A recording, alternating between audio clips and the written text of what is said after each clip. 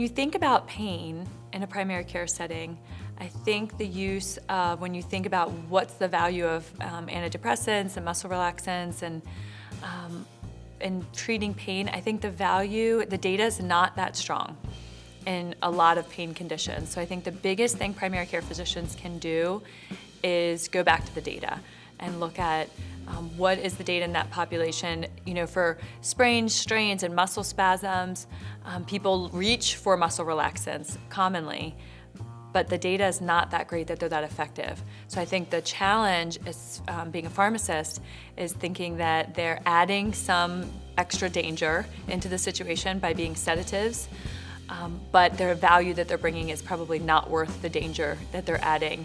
And I think sometimes what I see is that by adding sedative hypnotics or adding other categories that don't have a lot of value, you're limiting things that you could be doing that would provide value. So sometimes we'll say, you know, I had a patient recently that was on sleep medications, skeletal muscle relaxants, and they were also on several antidepressants.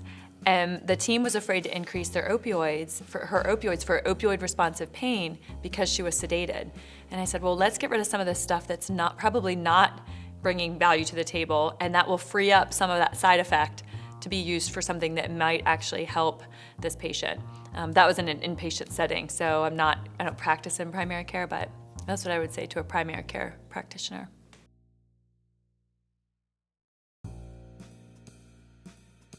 I think as far as the evidence goes for a lot of the co-analgesics, I think it depends on the type of pain that you're treating. So, you know, like for instance, for muscle spasms and musculoskeletal pain, the evidence for skeletal muscle relaxants I don't think is that strong. For other types of pains, I don't think they should even be on the table for consideration. So like lower back pain and things like that, people tend to reach for them, but the evidence there is not that strong. I think as far as other co-analgesics, so for non-steroidals and for using antidepressants and different classes of antidepressants for neuropathic pain, the evidence is much better.